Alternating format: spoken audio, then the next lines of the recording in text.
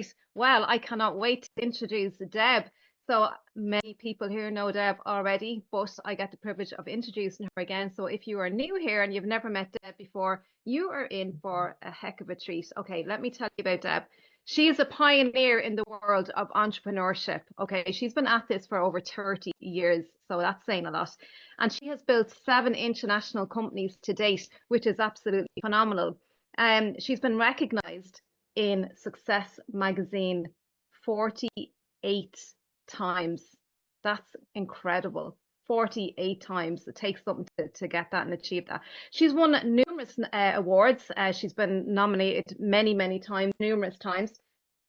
She's loads of accolades, tons of accolades. She's the founder and the visionary behind the Show Up, Stand Up, Speak Up, Yes You movement. Oh my God, it's a massive global movement. It's a televised, heart-centered project, and it's reached over 350 million people worldwide. And it helps to support women to remember the solidarity of International Women's Day. Oh my God, I just love this. She's a well-known radio host as well, Mission Accepted podcast. So do tune into that if you haven't. And you can apply to be a guest on her show as well. And Deb is going to talk to us today. I think you're going to talk to us about the stretch to significance, the synergy of all in. Well, yes, Deb. I'm going to talk about that. So let me tell you a little bit, because I know that we always say something that you don't know about someone is, and we share that. So one of my little things that people may or may not know, but you could probably guess, is that I have never, ever, ever lived in a house from the time I was born to today without a record player being in it. So there's something a little bit. And the music that's kind of I'm jiving with lately is a really cool song called Try by Janis Joplin, and that's kind of neat. And for anyone and everyone, the gifts that are going to be receiving to everyone is the gifts that I just shared with you, all those classes that I just talked about.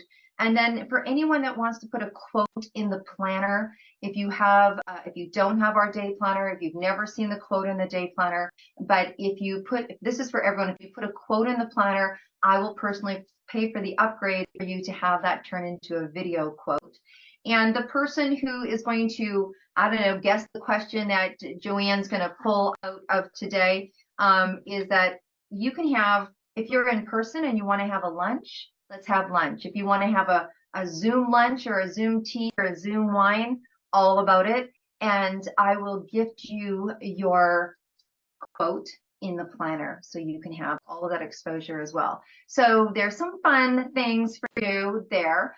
And when we were talking about, again, I don't really choose these topics, but when we were talking about the stretch to significance, and there's so many different ways I could have gone with that title.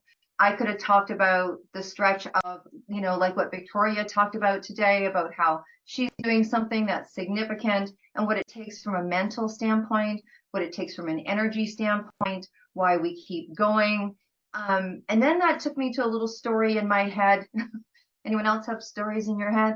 I have stories in my head. I research and redo my notes every time, even though I have talked maybe about that topic before. And I thought, I know that we all have 100% choice. And I know that we fight to have that choice. And when I was really getting honest about why I do what I do, I was like, I don't know if it chose me or I chose it. I don't know if it chose me or I chose it. And, one of the first memories that I have, I was 5 or 6 years old, and I was looking at this house that I lived in. And we lived in, this really large kind of, heritage house. And my grandmother lived there, and my aunt lived there, and my mom lived there, and all the things. I don't come from 11 children. I come from one brother, but there's lots of aunts and uncles. And as one of the eldest girls, I did a lot of professional babysitting for free. So we had this house, and it was on the back of a fence. And the fence was one of those 6-foot metal fences that separate schoolyards. So the school was right beside us, and we had apple trees and pear trees and cherry trees and all the things. And I don't know how we afforded it, because I really, truly, my story is we came from nothing. We would have wieners and beans on Saturday nights, and if there was wieners in there, it was a good week. That's it. You know what I mean? Hot dog night was a very big deal, and you got there early. All those things, right? So I know what it's like to have, not have, not have. So I remember I was 5, probably almost 6, and I was standing on the sidewalk and I was looking at the house. and I felt something, and I heard saying, that won't be my life. My life will be different. And I could explain that in a million different ways. But that I just knew that I was going to make something different of myself, whatever that looked like. And I think that started a journey. My mother at 8 years old decided to be a Tupperware lady because my dad split and didn't leave any resources. And back then, that's the way it was. And so she needed some financial rescue, and she found it in direct sales, which is why I have a healthy respect for the industry and why I built two direct sales industries as a gift back to women. And it was the first time I saw Circle of Commerce. And truly, that's what it was. I was 8 years old. I was listening to things I shouldn't have been listening to because, my mom had to bring me because there was no babysitter. And I was like, I got to eat stuff and it was cool. But I saw my mom, who I knew was in need, and I saw these women who I knew, and this transaction. But it was commune transaction. You talk about commune, and we talked about that yesterday. We were talking about the wine, how wine is a community project usually, unless you're making dinner by yourself. But it was that, and so I remembered that at 8 years old, and so my life went on. I did not become a Tupperware lady. My life went on, and I ended up in music. And so when I was in music, it was cool and it was groovy, and I love music, and you all know I love music, so I won't go into that. But I came home from managing and bands and all the things. And I came home one night from the club. And when you come home one night from the club, it's about 5 or 6 in the morning because the club closes at 2. You go with the band and you have dinner, right? So dinner is at 3 in the morning or 4 in the morning. So it's not always like, hey, party, you're working. And then I came home, and I don't know, maybe it was 4 in the morning, 5 in the morning, something like that. And I was taking my makeup off, and I happened to do that in front of the mirror. I don't know about you, but it's kind of easier. And I took my makeup off, and the mirror went pitch black. Couldn't see myself. And that was a scary moment. I can still have that visceral experience as I talk about it. And I don't know how long it lasted, but I heard 2 words: you're done. Now, look, I don't always do what I'm told. Rarely. I actually won an award. My biggest award was what was it? I don't know, from She Financial gave me the award for the most misbehaving women of the year. So that's kind of how I roll. So, but I heard I'm done. And the next morning I woke up, I called the club and I said, I'm not coming back. And they're like, oh, you have the flu or something. And I'm like, no, I'm just not coming back. Now, I'm not that person. I'm loyal to a fault. But they're like, what are you going to do? Like, financially, what are you going to do? I'm like, I don't know. Now, I won't go through the journey, but the journey landed me. I went, as a friend of mine called me, from AC/DC to Enya because I was on my way to get a degree in women's studies and religious studies and go help women in third world countries create economic platform. And I had a wanted surprise, which is now my beautiful daughter of 32 years old. And so I obviously didn't go to university, but I went to a different university because I was pregnant, I was hungry, and I wanted a muffin, and it had to have no sugar and no dairy and no wheat. And there was one store 32 years ago, and it was a 45-minute drive, and I wanted it, and I was getting it. And so I went to go buy the muffin, and as I was walking out the door, I saw a pink flyer, and I heard, grab me, and I grabbed that flyer. So as my dreams crumbled of not going to university and helping women, I got this flyer, and it was to a massage class. Called this woman, said, look, I'm full on pregnant. And she's like, let's do this. And so we did. And so the second day of that class, I heard I was going to be doing this the rest of my life. And so I grabbed a piece of paper. My first business plan was a piece of paper. And I wrote how many massages I could do a week, how much I could charge, and would it pay my rent. That was it. That was my first business plan. So we kind of do them a little bit more advanced now. You got to wonder why I teach strategic planning. Okay, so here I am. I'm pregnant. I'm taking this class. I start this massage business. So people call me a professional hippie because I have a brain like an engineer. And so I turned that company into the first healing studio in my city, but also 2 direct sales companies. So I formulated 300 products. I did it with $2,000. I have no idea how I did that. And off to market we went for 17 years. And that's kind of how that started. Now, I woke up one day and I also heard another message, is that that I was going to have a woman come into my life and talk to me about something that was triangular. So I was like, okay, cool. Now, I had these companies, I had multiple companies at the same time. I was going through a marital status change. And so I decided to put my 2 home party companies, roll them into retail because I had 2 kids. We're all going through the after trauma divorce. If anyone's been divorced, you know who it is. So you're going through that after trauma. I had 3 companies and that wasn't going to work. And so I had these 2 companies and I rotated that over. And then I was, having this beautiful company. And this woman from out of the blue sends me this email. Now, if you know me, I didn't do email then, and I don't like doing email now. So I'm on my way to go do a 6-hour massage treatment at my studio, and I happen to check the email in the taxi. And it was an email of this woman that wanted 20 minutes of my time to talk about business. Well, any of you know that if anyone calls me about business and they want 20 minutes, I say yes. Now, I was doing a 6-hour treatment that day. It's a very special treatment. I was doing a 6-hour massage, and I said, she's going to have a rest time. If you can come there, I'll give you 20 minutes. She showed up at the door and she said, hi. And I'm like, I don't know who you are. She said, no, you don't, but you were at an event. And I had a company called Red Velvet Women's Signature Jewelry. And so she said, look, I came and I saw you at this event. You won't remember it. It was at a pink hotel. I'm like, honey, there's only one pink hotel. And I go, I know the pink hotel because I hired the singer from that hotel to sing at my daughter's Sweet 16 party because she wanted the real Michael Bublé, which we live in Vancouver. And I asked this kid, can you sing Bublé? And he said, no. I go, can you learn? Right. So I know that event. She goes, well, I didn't say hi to you, but I took your card and I put it in my desk and it fell on the floor today when I opened up my drawer. And I took it because I like red velvet cupcakes and my company was called Red Velvet Women's Signature Jewelry. So she comes in, I go, sweetheart, you got 20 minutes. How can I help you? Then she started to tell me this company. So she was coming to headhunt me about a company that was coming into Canada. And I'm like, she doesn't know I'm divorced. I'm maxed, financially tapped, like emotionally tapped, like the whole thing, right? My little heart was broken and the world was changing.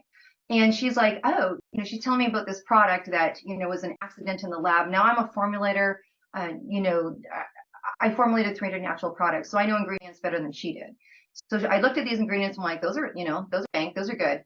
And I said, look, it'll take your product, but she's like, you should open up Canada. And I'm like, you should leave.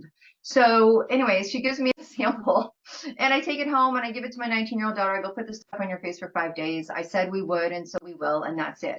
My daughter comes into the kitchen and she goes, I want to do this business with you. I'm like, not happening. 6 times they asked. So I called this woman and I said, I'll give you 15 minutes a day.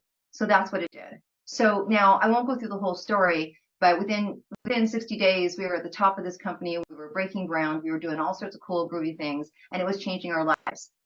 I still had the studio. I still had 18 staff, and I was still going through this divorce. It was funky times, but that's kind of what was going on, and it was doing it. So all of a sudden, so it's happening. And then I wake up one morning and I hear the words, you need to start a podcast. Now I'm going to tell you something. No one knew what one was. I didn't either. Rogan didn't exist. No one had them. I had no idea what I was being asked to do. But when you get asked those things, and we get asked all the time, and I just told you I don't really do what I'm told, but you get asked those things and you know that they come with a non-negotiable contract, right? And that you've had enough of them before to trust them. So I was like, oh my gosh, what's a freaking podcast? I mean, literally, I'm still in bed. I'm like, what's a podcast? Okay, so I find out what a podcast is, and I go look at my whole life has been dedicated to entrepreneurs, and I am one too, right? I tend, if there's an area that I can play in and I play kind of good, it's over there. It gives me joy. It's fun. People seem to like it. Let's do it. So I said, okay, let's do this. Let's create a podcast for entrepreneurs, for a platform. So I don't tend to do things a little bit. As soon as I start to see it be successful or actually have its own purpose, like I believe there's me and then there's my company, and a company has a purpose, and then it's my role to facilitate that purpose. And so I did. And I saw that people needed it because look, it was at a time where we didn't understand technology. Women weren't in media. And I was like, I always say my next book is #God pick on somebody else. Because if I get asked to put into a pioneering position one more darn time, I'm like, where is the person that I need to pass the baton to? Because at 5 this morning, I was ready. You know what I mean? So I always say that, the universe puts me in these foot soldier positions, but I think like a general. I know I should be not doing this, but I do it anyway. So anyways, here we go off in this world of media. And now, as you know, it is created mission accepted media. and all the things that has happened. And even with this project, I was just walking across the Bird Street Bridge and I heard it was time. And who knew its time was going to turn into a phone call to my publicist and go, you know, this woman's book I've been talking about, because I had a download about it when I was 31. And I already told you my daughter is 31, so we don't need to go into that.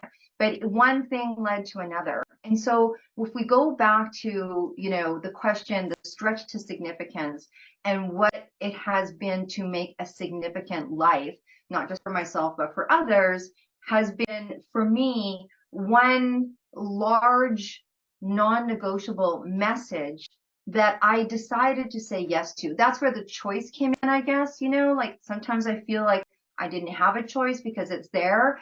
And it's a different lifestyle. You make a choice to have a different lifestyle. Ironically, Brandy, who's our next speaker, and actually Ocean, who's here as well, and who else was in the car? Cheryl, who's also here. We were talking on the way back. We were going from the Oscars event in LA to the Oscars event. No, we were actually coming home on the plane. And we were talking about entrepreneurship, and we were talking about the stretch.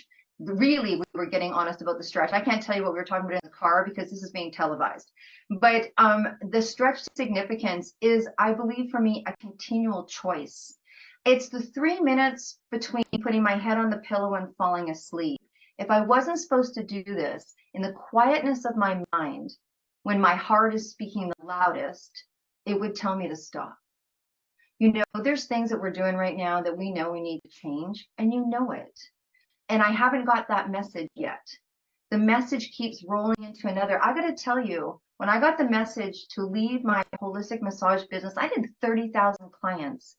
You know, you want to talk about channel. I worked in a room full of crystals and aromatherapy and 18 women that were tapped into their intuition. Sometimes when I'm doing this crazy world and traveling around, I'm like, oh, I just like to go back to doing some simple massage. But when I left that, because the message was so strong and what was going on in the world, in that world, in my world, in divorce world, and all of that was so uncomfortable.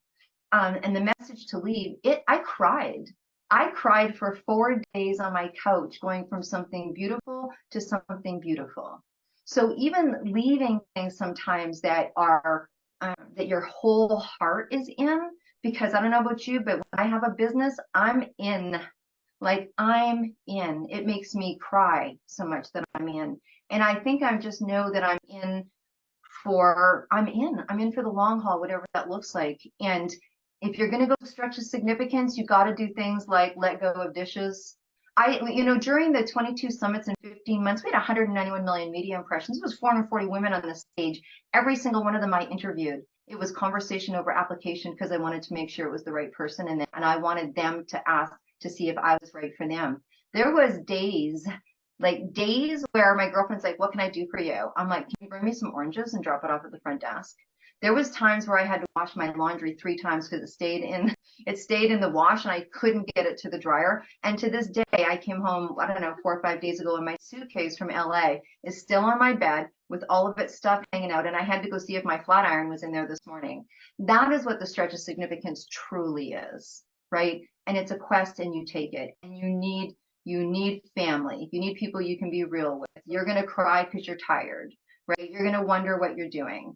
And then you look for the miracles that say what you're doing is the right thing to do. And when I listened to Victoria talk this morning and what she, you know, that I'm like, this is the right thing to do. This is the right thing to do. So I can't tell you how to do the stretch to significance. I can just tell you that we all have a choice, that when the opportunity comes, your stretch may not be this. This is 33 years. Some people are like, how do you do it? I'm like, I had my butt kicked a number of times. I went from rice and peas. When we decided to go to the television, it wasn't like all these zeros were sitting in the bank account, but I knew that it would. I knew that it would. So you put yourself in these testing positions, and then you got to hang out with people that are doing the same thing. Like you got to hang out with people that are doing the same thing, that are going to keep you going. And just keep me knowing that the mission is bigger. But it's the 3 minutes for me when I put my head on the pillow and I know what I'm doing is the right thing to do. So that's all I can tell you about that. So there's the answer to stretch to significance for today on this glorious International Women's Day. we are generational. What you do today, you may not see, but your third generation that you may not meet will know you. Will know you. So thank you, Joanne. That's somebody wrote in the chat there that the stretch to significance is a quest, an ongoing quest. I think that really says it all. Everybody, please light up the room for Deb. That was an incredible, I don't know how she